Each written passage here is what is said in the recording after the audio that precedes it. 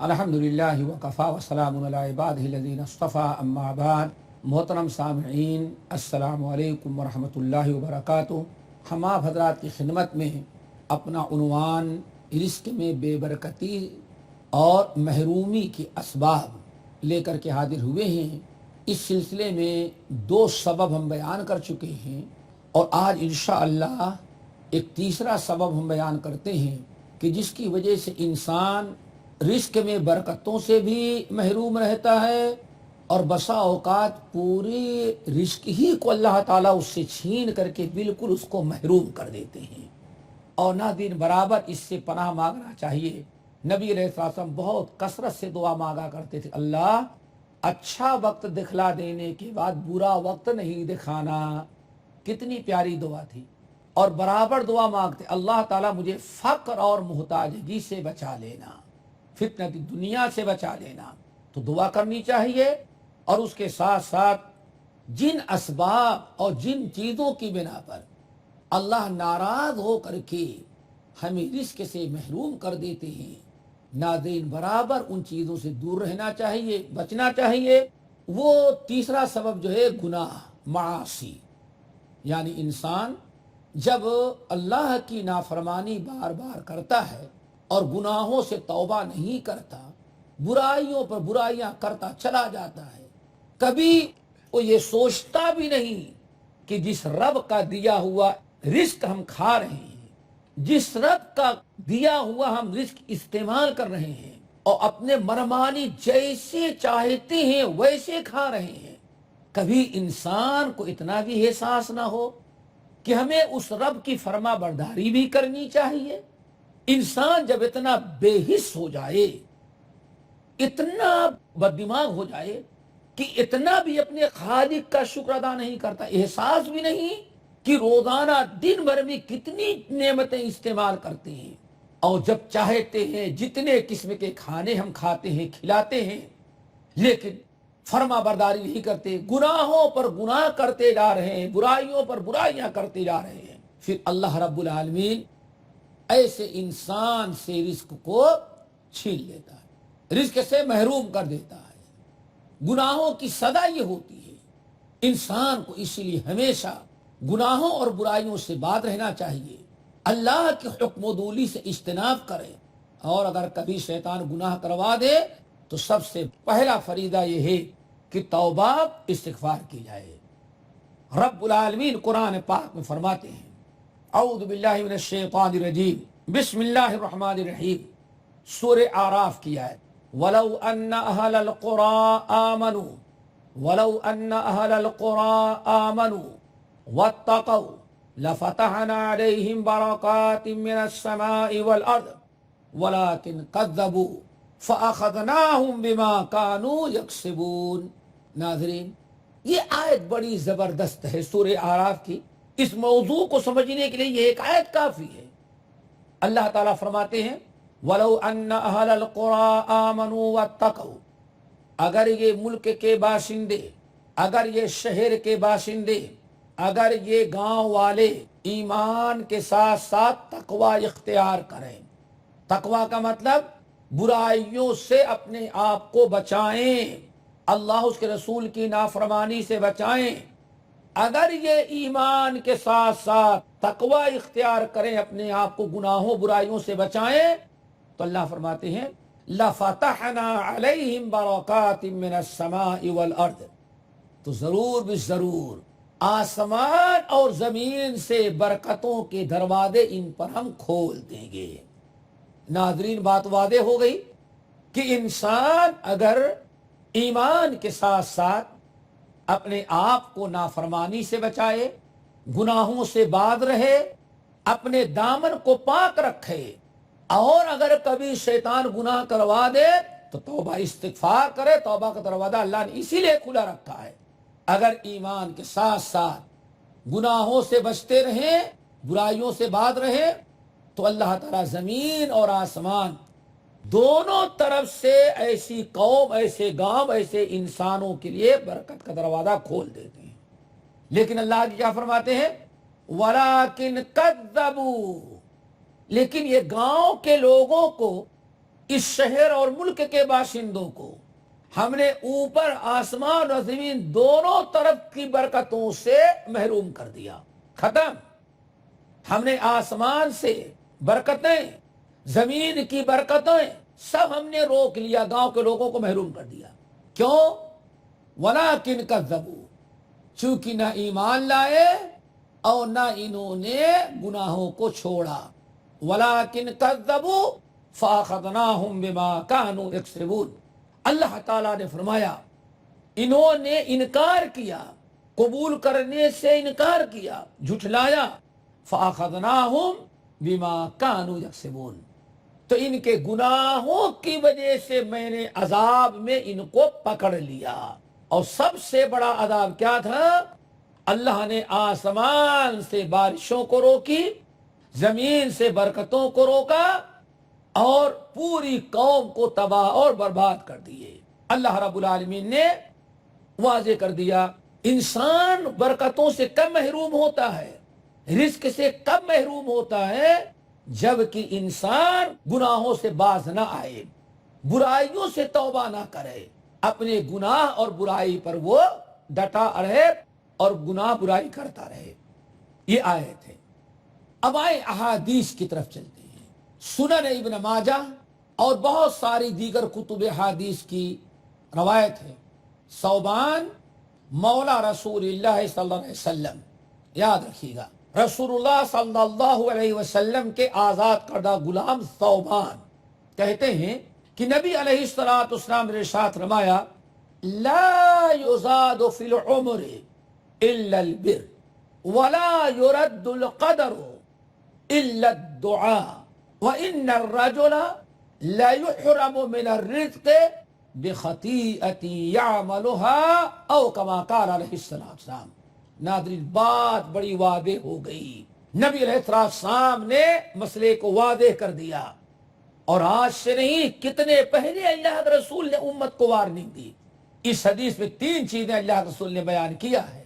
Number 1، آپ نے ارشاد فرمایا انسان کی زندگی کو ایک ہی چیز بڑھا سکتی ہے، انسان کے زندگی میں برکت دینے والی ایک چیز ہے. وہ کیا ہے؟ البر، والدین کے ساتھ اچھا سلوک کرنا، ماں باپ کی خدمت کرنا، ماں باپ کے ساتھ بھلائی کرنا، ماں باپ کے بعد رشتہ داروں کا خیال رکھنا، ان کے ساتھ صلہ رحمی کرنا. آپ نے فرمایا لا یزاد فی العمر الا البر، زندگی کو بڑھانے اور زندگی میں برکت دینے والی صرف ایک چیز ہے، وہ بر الوالدین ہے. انسان کو ماں باپ مل جائے، جتنی خدمت کر سکتا ہو، جتنا ان کو خوش رکھ سکتا ہو، جتنی بھلائی ماں باپ کے ساتھ کر سکتا ہو وہ کرے. انشاءاللہ اس سے انسان کی زندگی میں برکت اور اضافہ ہوتا ہے.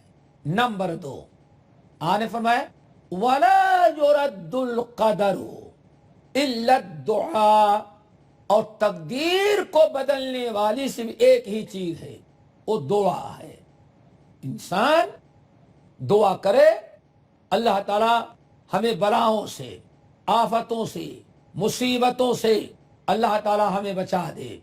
تو آنے والی بلائیں جو آپ کے نصیب میں لکھی ہیں، آنے والی تکالیف جو لکھی ہیں، اگر آپ اللہ تعالی سے دعا کرتے رہیں تو دعاؤں کی برکت سے اللہ تعالی یہ آنے والی بلاؤں اور آفتوں کو بھی ٹال دیتا ہے. اسی کے بارے میں آپ نے فرمایا وَلَا يُرَدُّ الْقَدَرُ إِلَّا الدُّعَاء، تقدیر کو دعا کے علاوہ کوئی دوسری چیز بدل نہیں سکتی. نمبر 3، جو خاص طور سے ہمارا موضوع سخن ہے کہ رزق میں بے برکتی، گناہوں کی وجہ سے رزق سے محرومی.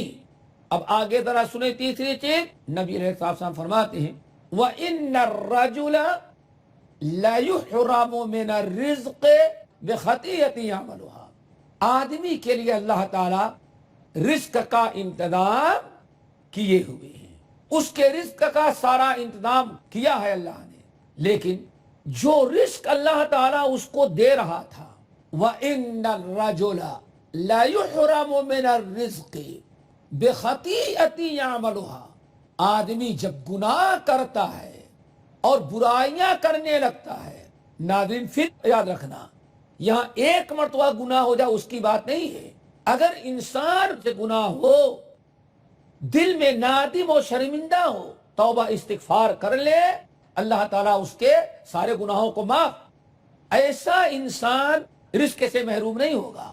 لیکن انسان برابر گناہ کرتا رہے، توبہ نہ کرے، وَإِنَّ الرَّجُلَ لَا يُحْرَمُ مِنَ الرِّزْقِ بِخَطِیئَةٍ يَعْمَلُهَا، ایک انسان گناہ کرنے لگتا ہے تو اللہ تعالیٰ نے جو اس کے رزق کا انتظام کیا تھا، اللہ تعالیٰ ایسے شخص کو رزق سے محروم کر دیتے ہیں، اور رزق سے محروم کرنے کا سبب کیا ہوا؟ بِخَطِیئَةٍ يَعْمَلُهَا، اس کا وہ گناہ ہوتا ہے جو وہ کرتا ہے۔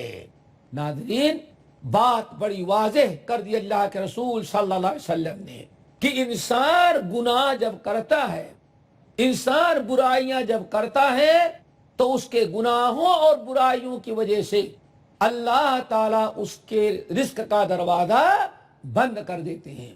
اسی لیے ہمیشہ ہمیں گناہوں سے، برائیوں سے باز رہنے کی کوشش کرنی چاہیے، اور اگر کبھی شیطان گناہ کروا دے تو فوراً ہمیں توبہ استغفار کر کے اللہ تعالیٰ کو راضی کر لینا چاہیے۔ ابو دردہ رضی اللہ تعالیٰ عنہ کہتے ہیں، اے لوگو، کبھی نیکیاں بھلائی نظر انداز نہیں کی جاتی اور کبھی گناہ بھلائے نہیں جاتے، یعنی گناہ کی سزا ملتی ہے اللہ تعالیٰ کا، تمہارے گناہ تم گناہ کر کے بھول جاتے ہو، لیکن اللہ نہ بھولتا ہے، نہ اللہ رب العالمین تمہارے گناہوں سے غافل ہے۔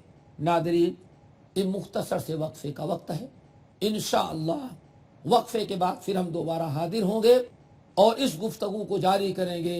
السلام علیکم ورحمۃ اللہ وبرکاتہ۔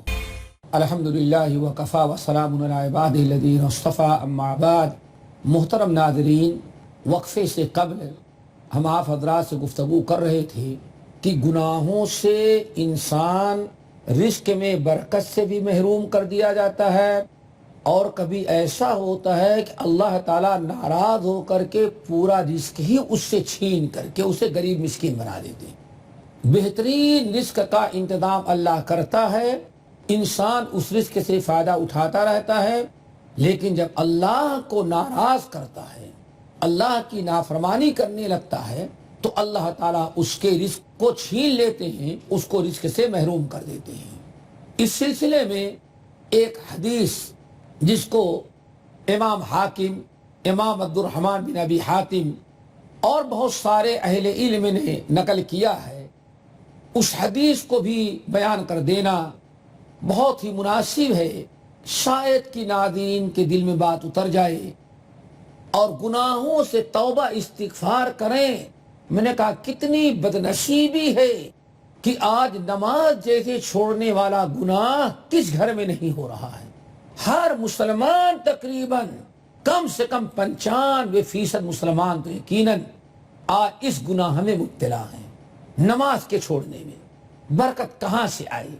حضرت عبداللہ ابن مسعود رضی اللہ تعالیٰ عنہ روایت کرتے ہیں کہ رسول اللہ صلی اللہ علیہ وسلم نے ارشاد فرمایا، ان العبد لیذنب الذنب فینسى به الباب من العلم وان العبد لیذنب الذنب فیحرم به قیام اللیل وان الرجل لیذنب الذنب لیحرم من الرزق قد هیئ له او کما قال علیہ السلام۔ ناظرین اس حدیث میں گناہوں کے 3 عظیم نہایت خطرناک نقصانات اللہ رسول نے بیان کیے ہیں۔ گناہوں کے 3 بڑے خطرناک نقصانات، خسارہ ہی خسارہ ہے۔ اب سنیے، نمبر 1 آپ نے فرمایا ان العبد لیذنب الذنب فینسى به الباب من العلم، ایک انسان کو اللہ تعالیٰ علم سے نوازا ہے، کتاب و سنت کا علم دیا ہے، قرآن کا عالم ہے، حدیث کا عالم ہے، قرآن پاک کا حافظ 30 پارے کا قرآن اللہ نے سینے میں محفوظ کیا ہے، خوش نصیبی ہے۔ لیکن نبی علیہ السلام فرما رہے ہیں یہ گناہوں کا نقصان ناظرین، انسان جب کوئی گناہ کرنے لگتا ہے تو اللہ تعالیٰ علم کا ایک بڑا حصہ اسے بھلا دیتا ہے، اس کے دل و دماغ، اس کے سینے سے علم کا ایک بہت بڑا حصہ اللہ تعالیٰ چھین کے اسے لا علم کر دیتا۔ ناظرین ذرا غور کرو، ایک انسان علم حاصل کرنے کے لیے کتنے پاپڑ بیلے، کتنی مشقتیں اٹھائی، کتنا لمبا سفر کیا، کتنی پریشانیاں جھیلی، اور پتہ نہیں کتنے مرتبہ امتحانات کی پریشانی سے دوچار ہوا۔ علم کتنے مشکل سے حاصل ہوا، سالوں میں حاصل ہوا تھا، ہزاروں مشقتیں برداشت کرنے کے بعد علم حاصل ہوا۔ لیکن گناہ کی نحوست ذرا دیکھو، اللہ اس کے رسول کی نافرمانی کی نحوست ناظرین دیکھیے۔ نبی علیہ السلام فرماتے ہیں انسان کو اللہ نے علم سے نوازا، لیکن جب گناہ کرنے لگتا ہے تو اس کے گناہوں کی نحوست سے، گناہوں کی وجہ سے اللہ ناراض ہو کر کے علم کے ایک بڑے حصے سے اس کو محروم کر دیتے ہیں، یعنی اسے بھلا دیتے ہیں۔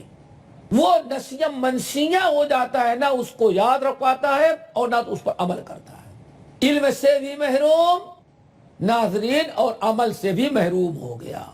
اور اللہ تعالیٰ سے دعا کرنی چاہیے کہ ایسے علم سے اللہ تعالیٰ سب کو محفوظ رکھے کہ جس علم سے خود انسان فائدہ نہ اٹھائے اور غیروں کو فائدہ نہ پہنچا سکے۔ نمبر 2، نبی علیہ السلام نے کتنی پیاری بات بیان کی، انسان اگر سمجھے اور گناہ کا کتنا بڑا خسارہ، گناہ کی برائی کی نافرمانی کی نحوست کیسی، اللہ رسول نے دوسری چیز ارشاد فرمائی کہ وَإِنَّ الْعَبْدَ لَيُذْنِبُ، آدمی گناہ کرنے لگتا ہے، فَيُحْرَمُ بِهِ قِيَامَ اللَّيْلِ او كما قال علیہ السلام، انسان گناہ کرنے لگتا ہے، اللہ تعالیٰ گناہوں کی نحوست اور صدا میں اس کو قیام اللیل سے محروم کر دیتے ہیں۔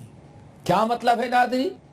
پتہ نہیں کتنے لوگ مبتلا ہوں، یعنی اللہ رب العالمین نے ایک انسان پر بڑا فضل و کرم کیا، اللہ نے بڑی مہربانی اس پر کیا، اسے 5 وقتہ نماز کی توفیق دی اور رات کو قیام اللیل، قیام اللیل کا مطلب ہوتا ہے تہجد کی نماز، رات کو تہجد کی نماز پڑھنے کی بھی توفیق دی۔ ناظرین ذرا بتائیں اللہ نے کتنا کرم کیا اس پر کہ اس کو تہجد گزار بنا دیا۔ اور تہجد گزاری کی کیا برکت ہے، ایک حدیث سنا کر کے ہم بات کو آگے بڑھاتے ہیں۔ سنن ترمذی کی روایت، نبی علیہ السلام فرماتے ہیں بلال کو خطاب کرتے ہیں، اے بلال علیکم بقیام اللیل، اے بلال علیکم بقیام اللیل فإنہ دأب الصالحین قبلکم ومغفرۃ للذنب وقربۃ الی ربکم ومغفرۃ للسیئات او کما قال علیہ السلام۔ ناظرین اس حدیث کو ذرا سنیں، نبی علیہ السلام فرما رہے ہیں اے بلال تم تہجد کی نماز پڑھو، چونکہ جو تہجد کی نماز پڑھتا ہے اللہ اسے بڑی نعمتوں سے نوازتا ہے۔ نمبر 1، فَإِنَّهُ دَأْبُ الصَّالِحِينَ قَبْلَكُمْ، تم سے پہلے جتنے نیک لوگ آج تک گزرے ہیں سب کا طریقہ تہجد گزاری کا تھا۔ نمبر 2، مغفرۃ للسیئات، تمہارے گناہوں پر پردہ ڈال دینے والی ہے۔ مغفرۃ للسیئات، تمہارے گناہوں کو مغفرت اور بخشش کا ذریعہ بننے والی ہے۔ اور بڑا فائدہ کیا، وَقُرْبَةٌ إِلَىٰ رَبِّكُمْ، اس سے تمہارے رب کا تمہیں قرب نصیب ہوگا۔ اتنی بڑی نعمت سے محروم کر دیا جاتا ہے، کیوں؟ اللہ کے نبی علیہ السلام نے فرمایا کہ انسان کے لیے اللہ نے تہجد گزاری کا راستہ کھول دیا ہے، تہجد گزار بنا دیا ہے، لیکن گناہ کرتا ہے تو گناہوں کی وجہ سے اللہ تعالیٰ تہجد گزاری سے اسے محروم کر دیتے ہیں۔ نمبر 3، اس حدیث کے اندر اللہ رسول نے بیان فرمایا وَإِنَّ الْعَبْدَ لَيُذْنِبُ ذَنْبًا، آدمی گناہ کرتا ہے فَيُعْرَمُ بِهِ رِزْقًا قَدْ هُيِّئَ لَهُ أَوْ كَمَا قَالَ علیہ السلام. انسان کے لیے اللہ نے رزق کا دروازہ کھول دیا ہے، حلال رزق کا انتظام کیا ہے، کاروبار کے ذریعے، کھیتی اور فصل کے ذریعے، بہترین قسم کی نوکری کے ذریعے، تنخواہ بھی معقول، کام بھی اچھا، آمدنی بھی اچھی، ہر قسم کی نعمت سے اللہ نے مالا مال کیا، بہترین قسم کے رزق کا انتظام کیا ہے. لیکن انسان جب گناہ کرتا ہے تو جس رب نے اس کے رزق کا انتظام کیا تھا، اس کے گناہوں سے ناراض ہو کر کے اللہ اس کے رزق کا دروازہ بند کر دیتے ہیں. یہ تین چیزیں اللہ کے رسول نے حدیث کے اندر بیان کی. پھر اللہ کے رسول نے سورۃ نون والقلم وما یسطرون کی آیت تلاوت کی، انا بلوناہم کما بلونا اصحاب الجنہ، جس کے اندر اللہ تعالیٰ نے باغ والوں کا قصہ بیان کیا ہے.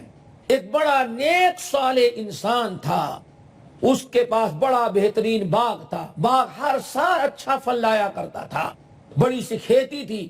اس کا طریقہ یہ تھا جب فصل تیار ہو تو اس کو 3 حصے کر ڈالتا تھا.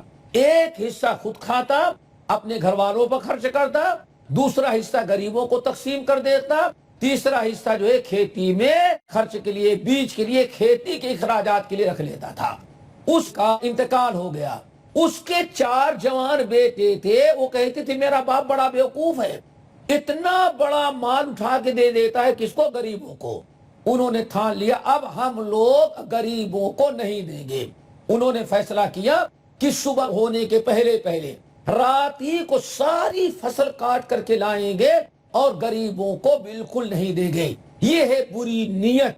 باپ نیک کام کرتا تھا اور انہوں نے برا کام کرنے کا ارادہ کیا کہ آئندہ اپنے پیداوار کا کوئی حصہ غریبوں کو نہیں دیں گے. آخر کار بری نیت کیا، برا ارادہ کیا. صبح لوگ گھر میں سوئے تھے، اللہ تعالیٰ نے پورے باغ اور زراعت کو جلا کر کے راکھ کر دیا.